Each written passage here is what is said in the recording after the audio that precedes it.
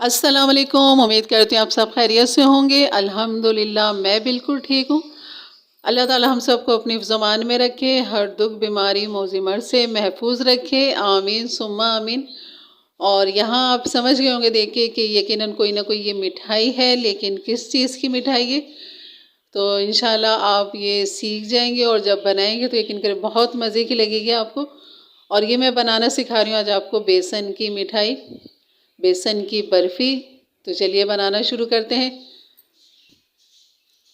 बिस्मिल्लाहिर्रहमानिर्रहीम। यहाँ मैंने चीनी ले ली थी तकरीबन 200 ग्राम, और पानी जो लिया था वह यहाँ पर 100 ग्राम पानी लिया था। इसकी हमने बनानी है चाशनी। और इस चाशनी को हमने इतना बनाना है कि बस एक तार हमने बनाना है। चाशनी को मैंने दूसरे चूल्हे पे रख दिया था हल्की आंच पे, तब तक वो पक रही है। तो यहाँ हम बेसन की तैयारी कर लेते हैं। तो यहाँ मैंने घी डाल दिया था, तकरीबन 100 ग्राम घी लिया था और 100 ग्राम ही बेसन लिया था। तो आप जितना बेसन लेंगे इतना ही इसमें घी जाएगा। और यहाँ अब इसको बेसन को हल्का सा हम भूनेंगे, इतना नहीं कि इसमें कलर चेंज हो जाए। और बस हमने इसकी भुनाई इतनी करनी है, हल्की आंच पे, बिल्कुल हल्की आंच पे करनी है हमने। दम से जो थोड़ी सी तेज़ होती है, बस इतनी आंच आपने रखनी है, दरमियानी आंच से भी कम रखनी है आपने यहाँ पर। तो बिल्कुल हल्की आंच पे हमने इसके लम्स भी ख़त्म करने हैं और इसको अच्छी तरह मिक्स करते हुए पकाना भी है, ताकि इसके अंदर कोई गुठली ना बने और ये जले नहीं नीचे। तो सिर्फ खुशबू आने तक निकालेंगे, इतनी खुशबू भी तेज़ नहीं चाहिए कि इसका कलर चेंज हो जाए। हमने कलर चेंज नहीं करना, लेकिन जब इसमें एक ये इस तरह की थिकनेस आ जाए और एक बिल्कुल एक लिक्विड सा लगे आपको और हल्का हल्का सा उबाल आने लगे, तो बस यहाँ ये बिल्कुल तैयार है।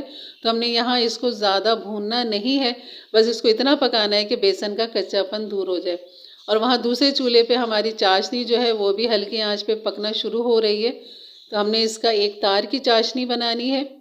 यहाँ चीनी का जो वज़न है वो पानी के हिसाब से है, और यहाँ बेसन जो है और घी बिल्कुल ये कह लें कि बराबर हम वज़न है। चीनी का जो है, चीनी जितनी उसका आधा हमने पानी लेना है।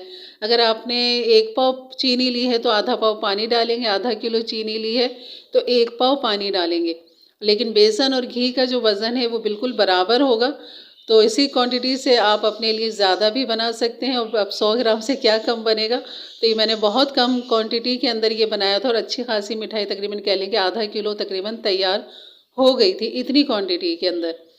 तो यहाँ मेरी चाशनी जो थी बस अब एक तार के लिए आने वाली थी, तो मैंने उसको वहाँ दूसरे चूल्हे पे बिल्कुल दम वाली कंडीशन पे रख दिया था, बिल्कुल हल्की आंच पे, क्योंकि हमने बेसन को गर्म रखना है।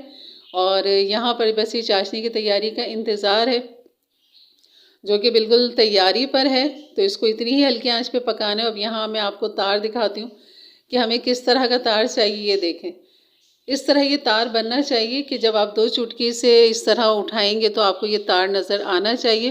तो यहाँ हमारी चाशनी जो है बिल्कुल तैयार है, और ये बस अब इसका काम हम आगे करेंगे। चाशनी तैयार है हमारी। जब एक तार आपका बन जाए तो यहाँ बेसन भी हमारा गर्म होना चाहिए, ठंडा नहीं होना चाहिए। तो इसके अंदर हमने ये गर्मा गर्म चाशनी इसी तरह खोलती हुई डालनी है, ताकि बेसन और चाशनी अच्छी तरह हम मिक्स कर सकें। अगर ठंडा हो जाएगा बेसन तो वो बात नहीं आएगी, जो आपकी मिठाई ख़राब हो जाएगी। तो यहाँ दोनों चीज़ें गर्म होंगी। चूल्हा मैंने कर दिया था अब बंद, और इन दोनों को करना था मिक्स, क्योंकि दोनों ही बहुत गर्म थे। और इनको अब चूल्हा बंद करने के बाद आपने मुस्तकिल इस चाशनी को, बेसन को अच्छी तरह मिक्स करना है। चमचा मुस्तकिल चलाते रहना है, चमचा नहीं रोकना है आपने। और इसके बुलबुले इसके अभी आएंगे, क्योंकि ये अभी दोनों ही खोलते हुए थे, दोनों ही पकते हुए थे। तो आप अपने यहाँ कलर देखना है, कलर आपको लाइट लग रहा है तो यहाँ मुझे लाइट लगा था तो मैंने मतलब फूड कलर, ऑरेंज कलर है वो डाल दिया था। अगर आप चाहें तो इसमें एक चुटकी और रेड कलर की भी डाल सकते हैं, बहुत खूबसूरत ऑरेंज कलर निकल कर आता है इस मिठाई का। लेकिन मेरे पास रेड कलर नहीं था तो मैंने ये ऑरेंज कलर ही डाला था, जो जर्दे का रंग जिसे कहते हैं। और यहाँ पिसी हुई इलायची मैंने डाल दी थी। तो आप यहाँ अगर केवड़ा डालना चाहें तो केवड़े के चंद कतरे डाल सकते हैं, या पिसी हुई इलायची डालना चाहें तो इस तरह पिसी हुई इलायची इसके अंदर डाल दें, तो बहुत अच्छी खुशबू और जायका बनता है इससे। तो दोनों में से आप कुछ भी डाल सकते हैं, केवड़ा या इलायची। तो यहाँ बस करना है, अब इसको मिक्स करते रहना है और इसको ये ठंडा करना है। हम हिलाते हुए कह लें कि बस बहुत अच्छे तरीके से हमने इसको घुमा घुमा के इसको ठंडा करना है। कढ़ाई के साथ इसको छोड़ना नहीं है, वरना ये जमना शुरू हो जाएगा। और वहाँ हम इसके साथ साथ ट्रे भी हमने पहले से तैयार करके रखनी है, ग्रीस की हुई ट्रे हमने रखनी है, ताकि फ़ौरन जैसे ही ये ठंडा हो और हम उसके अंदर डाल दें। तो अभी देखें, अभी ये आराम से उतर रहा है, लेकिन इसके बाद ये चमचे से भी उतरना मुश्किल हो जाएगा, इतना ठंडा हो जाएगा। बस आपने इसको हिलाते रहना है इसी तरह। अगर आप छोड़ देंगे तो इसके ऊपर एक पापड़ी सी आ जाएगी और वो फिर बिल्कुल ख़राब लगेगी, मिठाई नहीं बनेगी और वो खूबसूरती भी नहीं आएगी। तो यहाँ मुस्तकिल आपने चमचा ऊपर नीचे करते हुए इसको ठंडा करना है। अब ये देखें गाढ़ा होना ये शुरू हो गया है। तो बस जब तक आपने चमचा चलाना है, जब तक ये बिल्कुल थिक ना हो जाए, इतना थिक हो जाए कि आप ट्रे में डालें तो ये फैले नहीं, बल्कि आपकी मर्ज़ी के मुताबिक ये इसकी लेयर बन जाए कि जितनी मोटी आप लेयर रखना चाहते हैं। तो ये मेरे पास ये पिज़्ज़ा ट्रे थी, तो मैंने इसी को मतलब आधे हिस्से को मैंने ग्रीस कर दिया था। ये देखिए, इतने आधे हिस्से पे मैंने ये ग्रीस कर दिया था और आधे हिस्से पे नहीं, क्योंकि मुझे पतली सी लेयर नहीं चाहिए थी, थोड़ी सी थिक चाहिए थी। तो अब मैं ये सारा जो है लिक्विड, ये गाढ़ा गाढ़ा अभी भी गर्म है ये, लेकिन ये इतना गाढ़ा हो गया है कि अब ये जमने की तरफ तैयारी के ऊपर जा रहा है। तो यहाँ फ़ौरन आपने इसको अपनी ग्रीस ट्रे के अंदर डाल देना है खूब अच्छी तरीके से। देखिए मैं निकालती जा रही हूँ तो ये मुस्तकिल ये ठंडा होता जा रहा है और ये थिक होता जा रहा है। तो यहाँ आपने काम फ़ौरन करना है, तेज़ी से करना है। तो ये थी, बहुत लजीज बनती है बेसन की मिठाई, शुगर वालों के लिए बहुत लजीज है। आप यहाँ चीनी की जगह गुड़ का इस्तेमाल कर सकते हैं, गुड़ का शीरा डाल सकते हैं, क्योंकि शुगर वालों के लिए गुड़ नुकसानदेह नहीं होती।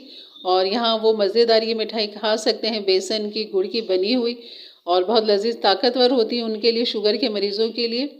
और यहाँ कह लें कि बस ये देखें अब ये सिमटने लगी है बेसन, और यहाँ पर आपको जिस तरह चाहेंगे आप शेप इसको दे देंगे। और ये देखें चमचे से निकलना मुश्किल है, और ये देखें अभी जितना ठंडा होता जाएगा इतना ये थिक होता जाएगा। तो बस यहाँ आप अपने मर्ज़ी के ड्राई फ्रूट भी डाल सकते हैं, बादाम पिस्ते भी लगा सकते हैं, 4 मगज़ भी लगा सकते हैं, अखरोट भी लगा सकते हैं। तो मैंने यहाँ पर सिर्फ 4 मगज़ लगाए थे, मैंने बादाम पिस्ते नहीं लगाए थे। और इसको अपनी मर्ज़ी का इस तरह का ये देखें शेप दे दिया था और ये ठहर गया था बिल्कुल।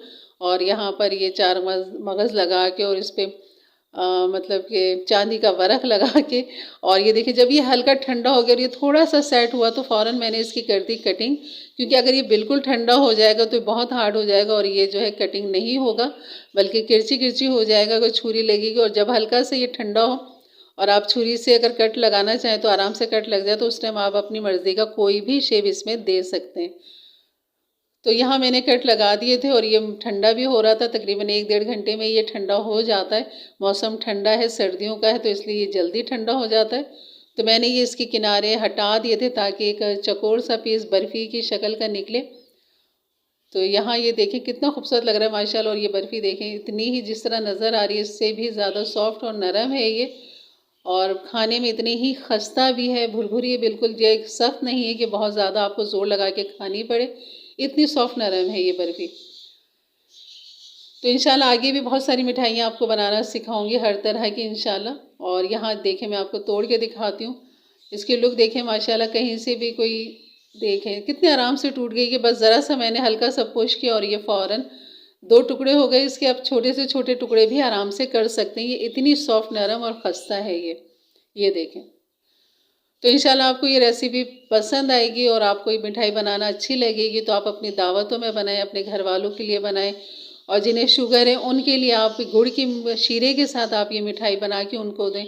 लेकिन कि उनके दिल से दुआएं निकलेंगी कि कम से कम उन्हें मिठाई खाने को तो मिली। और ये देखें इसकी लुक देखें माशाल्लाह। तो आप 4 मगज़ की जगह बादाम पिस्ते कुछ भी लगा सकते हैं, ड्राई फ्रूट अपने मर्ज़ी के। तो ये थी मेरी आज की रेसिपी, इंशाल्लाह आपको अच्छी लगी होगी। तो मेरे चैनल को लाइक करें, शेयर करें, सब्सक्राइब करें, बेल के बटन को ज़रूर क्लिक कर दें, ऑल के बटन को भी प्रेस कर दें ताकि मेरी वीडियो का नोटिफिकेशन आपको सबसे पहले मिले। तो मिठाई हो या कोई मीठा कुछ भी बना हुआ हो, लिमर्ज़ा को बहुत पसंद है। खाने के बाद, रात के खाने के बाद, दोपहर के खाने के बाद लाजमी उन्हें मीठा चाहिए होता है। और मेरे फ्रिज में हमेशा कुछ ना कुछ मीठा बना हुआ होता है। जैसे आपको गुड़ की अभी सिखाया मैंने, गुड़ का सिखाया है, और खजूर का मिठाई सिखाई है, गुड़ की मिठाई सिखाई है, आज बेसन की है। तो इंशाल्लाह आगे भी बहुत अच्छी रेसिपी आपको मिलेंगी। और मिर्ज़ा तो माशाल्लाह बड़े शौक़ से खाते हैं, लेकिन मैं खाली सिर्फ चखती हूँ। और ये सारा कुछ बस मिर्ज़ा के लिए। इंशाल्लाह अब इजाज़त है, अपना बहुत सारा ख्याल रखें, दुआओं में याद रखें, एक अच्छे सा लाइक कर दीजिएगा अच्छे कमेंट के साथ। तब तक के लिए अल्लाह हाफ़िज़।